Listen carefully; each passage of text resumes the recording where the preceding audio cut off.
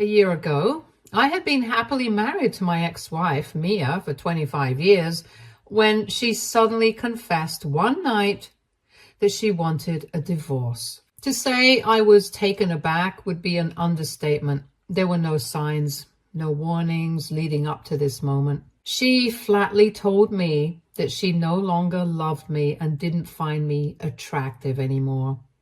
There was no remorse, no flicker of emotion in her eyes. I begged Mia to tell me if there was someone else, if she had found someone new, hoping that maybe we could move through it. But she refused. She firmly kept telling me that she hated the way I looked and implied that I wasn't the man she had fallen in love with anymore. Her words stung, cutting deeper than anything I had ever experienced. And in a way, I couldn't argue with her. I knew I had let myself go a long time ago. When Mia and I first met, I was the top of my game. I was a star basketball player in college, and I took my fitness very seriously. Back then, my body was my temple, and I was always pushing myself to stay in peak condition. I had a lot of admirers back then, but it all changed when I met Mia. After we got married and had our daughter, Jane, 24, female, reality hit hard. The responsibilities of family life began to pile up. Mia had always wanted to be a homemaker, which meant that I had to step up and provide for our family financially. I took an extra shift at work just to keep us afloat. Over the past 25 years, my job has become my priority. No matter how exhausted I was, no matter how sick I felt, I went to the office day in, day out. I never took sick days or allowed myself a break.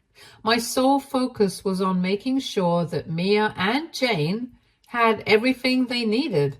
Their happiness, their comfort came first, and somewhere along the way, I stopped prioritizing myself. I no longer looked like the person I was all those years ago, and it hurt that my ex was leaving me just because of that. I knew there was something more to Mia's sudden desire for a divorce. It just didn't add up. So later that week, I decided to act on my suspicions and hired a private investigator. One of my co-workers, who had gone through a similar painful experience, had recommended this PI, and I was willing to try anything to get to the bottom of things. I needed answers, and I knew Mia wasn't going to give them to me willingly. It didn't take long for the investigator to uncover the actual truth. He found out that Mia was, in fact, cheating on me. She had been regularly meeting up with a man named George. The private investigator provided photos, undeniable proof that Mia was meeting up with him constantly throughout the day. I did a little digging myself and found George on social media. As soon as I saw the pictures, I knew. George came from a much wealthier background than me. He had the kind of money and lifestyle that I could never hope to provide. This was the real reason behind her decision to leave me. She wasn't leaving because of how I looked or because I had let myself go. She was leaving because she had found someone else, someone she felt could offer her more. He could give her all the things I had spent the last 25 years trying so hard to provide, but never quite could. It felt like all my efforts, all my sacrifices for all these years were meaningless now that she had found someone with a bigger bank account. While the PI continued to gather more information, I wanted to get my own proof as well. So one night, I waited until Mia had fallen asleep and checked her phone. My hands shook as I scrolled through her messages, taking screenshots of the conversations that confirmed what I already knew. The texts between her and George were graphic and disturbing. My ex-wife had told him in detail about how much she had come to hate me and how she didn't like being seen around me. Mia had wished she could have left me sooner, but obviously She never could until she had found someone else. I was sure I had everything then and that this evidence would come in handy during my divorce. But a week later, the investigator sent me some new photos and provided me with some new information that had me reeling. He informed me that my daughter, Jane, knew about my ex-wife's affair and regularly met up with the guy. He showed me pictures which showed Jane meeting up with them. She looked happy and comfortable around George, which led me to believe that this affair had been going on for a long time. Clearly, both ex-wife and daughter knew what they were doing. I was floored. Did they plan to keep cheating on me and only break the news now that they both had everything? For some context, just before Mia announced that she wanted a divorce, I had made a huge financial decision. One that, at the time, felt like the right thing to do as a father. My daughter, Jane, had always dreamed of owning a house, something she had been talking about for as long as I can remember. It was her dream to have a place she could call her own, and she had been diligently saving up for it over the years. Every time we spoke, she would update me on how she was searching for houses within her budget, and it was clear how much this meant to her. A few months ago, before the divorce with my ex-wife, Jane had finally found the perfect house. It was exactly what she had been hoping for, but there was just one problem.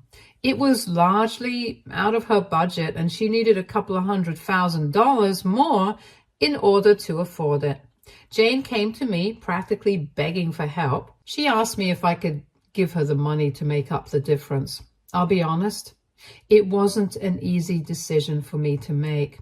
She was asking for my life savings, the money I had set aside over the years for emergencies and for retirement. But I love my daughter more than anything in the world, and I couldn't bear the thought of her losing out on her dream because of money. After a lot of thought, I made the choice to give her everything I had saved. I figured that, as a parent, sacrifices like this are part of the job. My parents had also helped me buy my house and had spent countless nights with us when Jane had first been born. My parents had done all this sacrifice for me without ever asking anything in return, so it made sense that I would do the same thing for my only child. I wanted Jane to be happy, and I believed this house would be the key to that. When I gave her my life savings, I asked her to not only use it to buy the house, but also use the rest of the money on renovations, since the house was an older property and would definitely need work.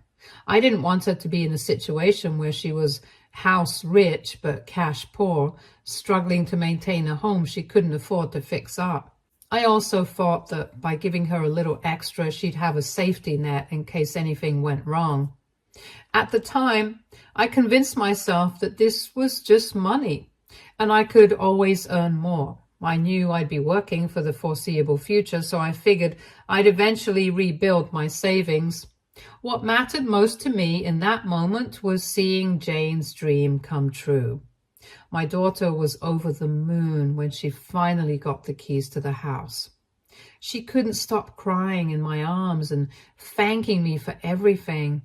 This was why I was shocked when I discovered that Jane had been willingly meeting up with George behind my back and already knew about her mother's affair.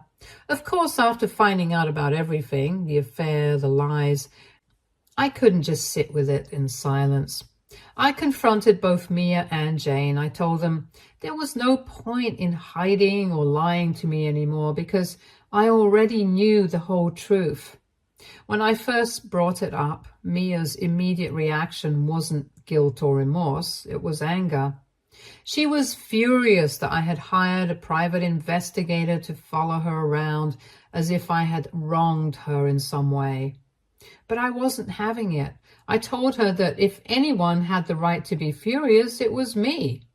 She had been sleeping with another man behind my back, betraying the trust I had placed in her throughout our marriage. Her outrage only confirmed what I already knew. She had no respect for me anymore. Then I turned to Jane. She stood there looking embarrassed, clearly avoiding eye contact with me, her guilt written all over her face. It broke my heart to see her like that. She had always been my little girl, the one person I thought I could rely on no matter what. I asked her directly why she had been meeting with George. I could see her hesitation as she looked back and forth between me and her mother, and I noticed that Mia was shaking her head, silently signaling Jane to keep quiet. That only made me more determined to hear the truth. I told Jane how deeply hurt I was to see her with this man who had been destroying my marriage behind my back. I urged her to be honest with me, to finally tell me what had been going on. That's when Jane finally broke her silence and revealed everything. She told me that she had known Uncle George, the man Mia had been sleeping with, for a very long time, and that he was a good man. I froze when I heard her say this. It seemed like she knew this man quite well. I asked her when exactly she had first met Uncle George. She looked at me and hesitated before finally revealing that her mother had introduced him to her when she was 18. My eyes widened in disbelief as I realized what this meant.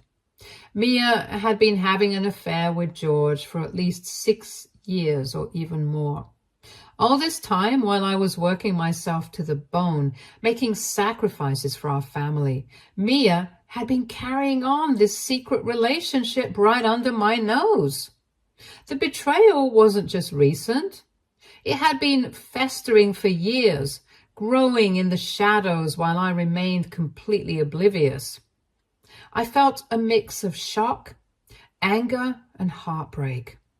It was as if the life I thought I knew was nothing but a lie.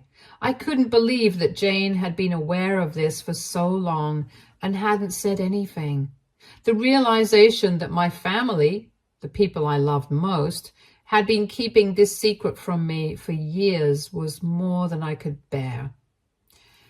Jane tried to justify her actions, explaining that when she first caught her mother with George, she was furious, just like I was.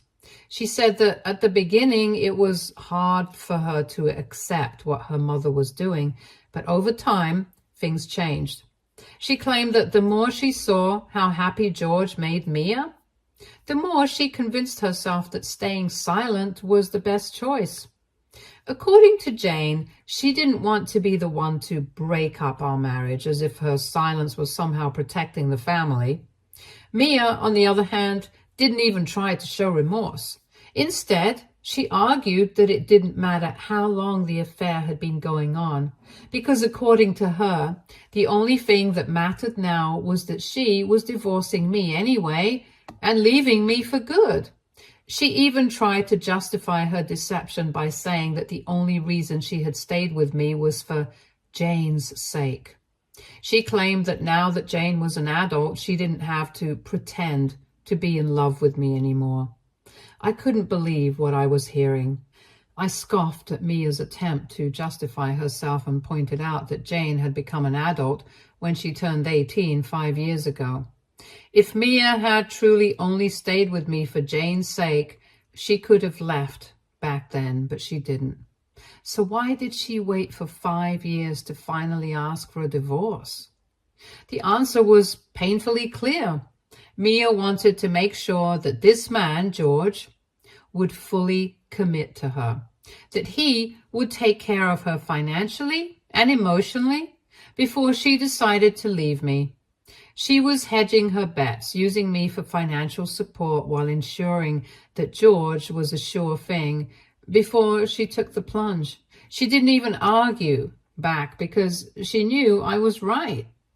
I then turned to Jane and told her that while this entire situation was her mother's fault, I blamed her too. I then turned to Jane and told her that while this entire situation was her mother's fault, I blamed her too for being such a coward. She could have told me the truth at any point in these 5 years, but instead she chose to side with her mother, I accused her of loving her mother more than she loved me, despite the fact that Mia clearly was not a good parent to her.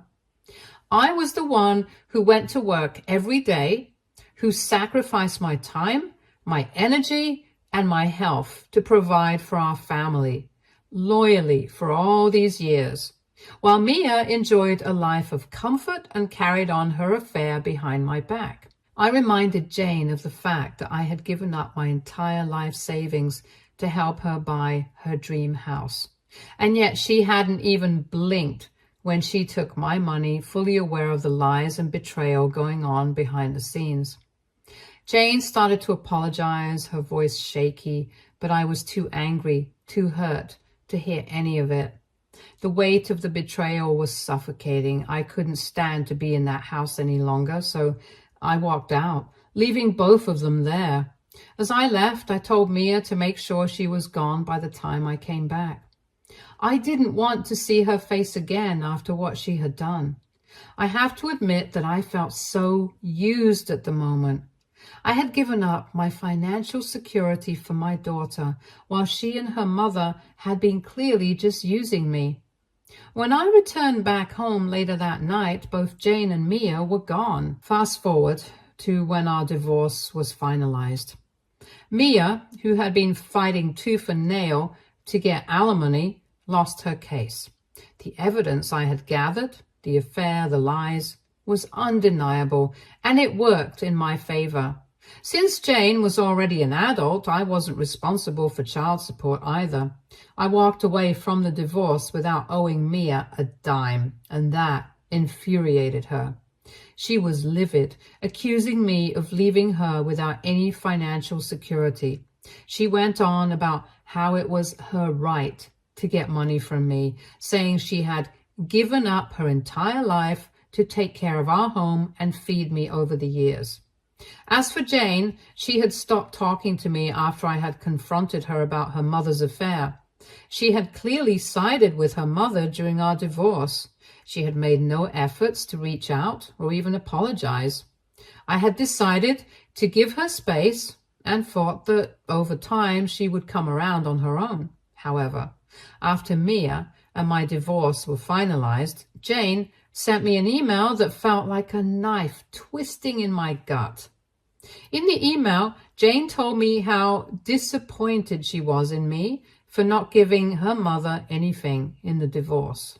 She said I was vindictive and that Mia had to walk away from our marriage empty-handed, as if I was somehow responsible for her mother's poor choices. Jane made it clear that she was relieved her mother had found a man like George, someone who had promised to give them a nicer and more luxurious life. It was almost surreal reading her words. She sounded like a stranger, no longer the daughter I had raised, but someone who had fully aligned herself with her mother and George. Jane even wrote that these past few months without me in their lives have been stress-free. She said she enjoyed being around George and went as far as to call me a failure for not giving her and her mother a better life. Jane ended her email by saying that she never wanted to speak to me again. I remember just staring at the email, unable to process the weight of it. Jane's betrayal stung more than anything Mia had done.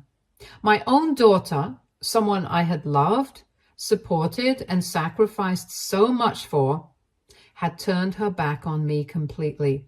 She had chosen her mother's lies and George's money over me. It was as if I had been erased from her life, as if all those years meant nothing. It has taken me months of therapy to find closure and move on in my life. I have cried and fallen down several times, but thankfully, my friends and family have never left my side. After the email, I have been in no contact with my daughter and learned to not miss her anymore.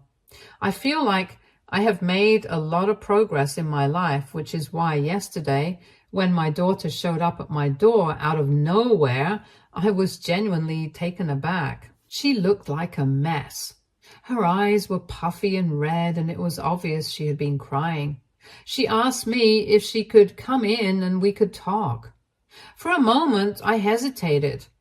After all that had transpired, I wasn't exactly comfortable with the idea of letting her in. But I also was worried about her safety.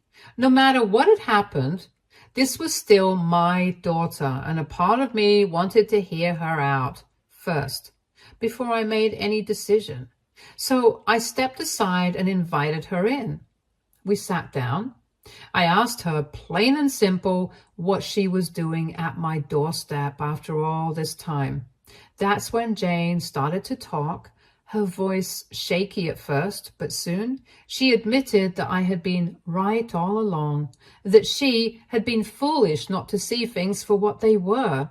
She called her mother the devil, as she went on to explain that after my divorce from Mia, things had taken a turn for the worse in her own life.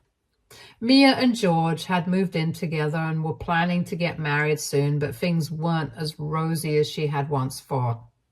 George, as it turns out, had kids of his own from previous marriages, and Mia was now bending over backwards, trying to win them over. Jane told me how her mother now barely acknowledged her existence since the stepkids came into the picture. Mia had become consumed with pleasing George's kids, doing everything she could to be accepted by them.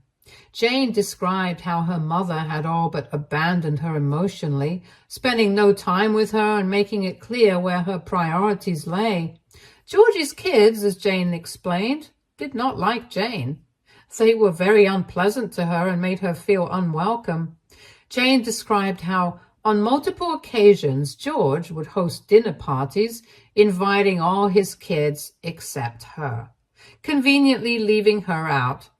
She felt completely rejected by the people she had once thought would become part of her new family.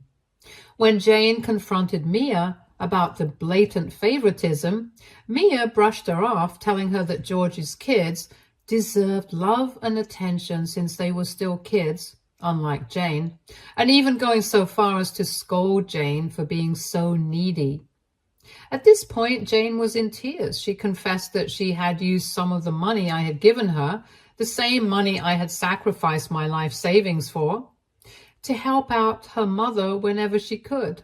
Jane had bought her mother gifts as well as things for George's stepkids, hoping to win their approval and stay relevant in her mother's life. But now that the money had dried up, Mia's true colors had shown.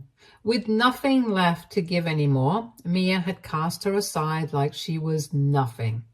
Jane realized that Mia didn't really care about her. She only cared about what she could get from her.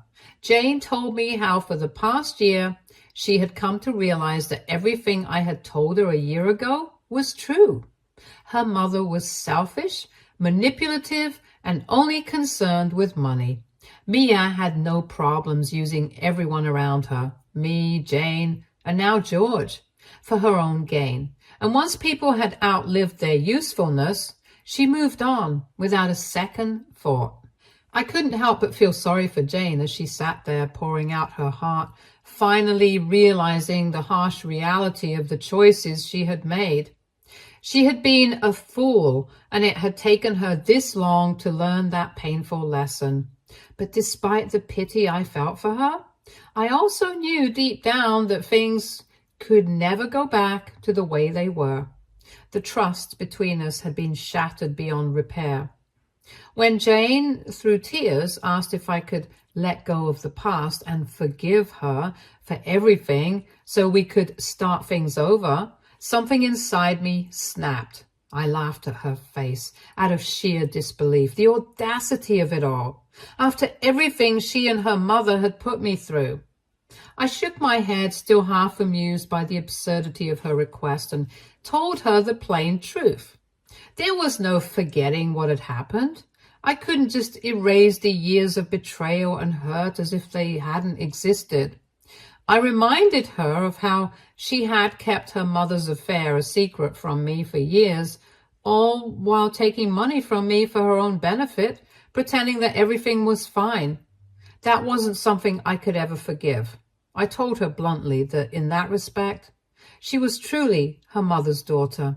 Manipulative and self-serving. She had inherited that trait from Mia, and I wasn't going to let her walk back into my life now, pretending like none of it had happened.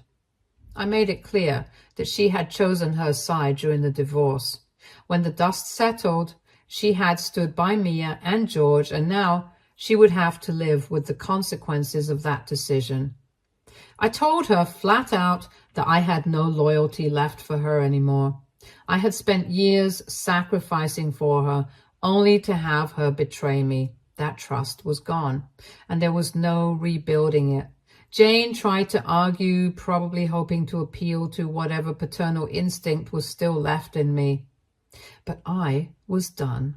At the end of the day, she was an adult and she needed to learn how to solve her own problems. Running to me for help, only when things went south with Mia and George, wasn't going to work. I had made peace with the fact that she had chosen them over me. And now she would have to live with the consequences of that decision. I shut her down quickly and asked her to leave my place. I didn't want to hear any more about her problems with Mia or George. Frankly, I didn't care. She had made her bed and now she would have to lie in it. Ever since then, my daughter's words have been circling in my head, and I will admit that I do feel a bit guilty about kicking her out without helping her. AITA for what I did. Update 1. I'm relieved that the general consensus agrees I'm not at fault for not wanting to help my adult daughter after the way she betrayed me. I'm sure my daughter already knew about George's stepkids, but maybe she was always reassured that things could work out between all of them.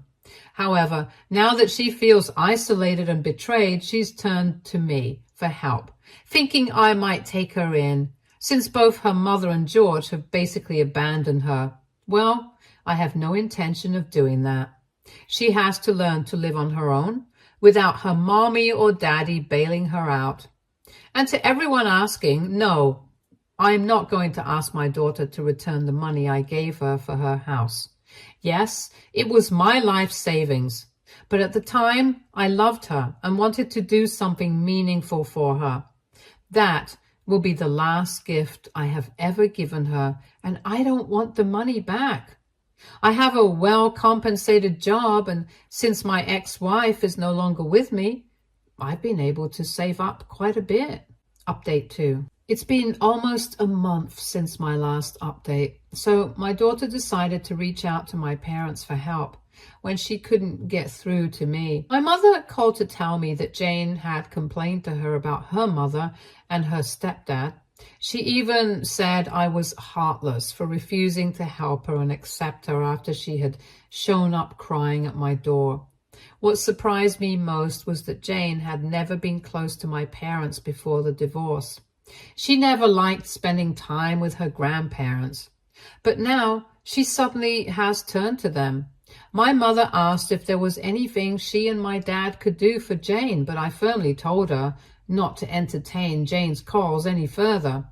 I reassured her that I would handle the situation myself.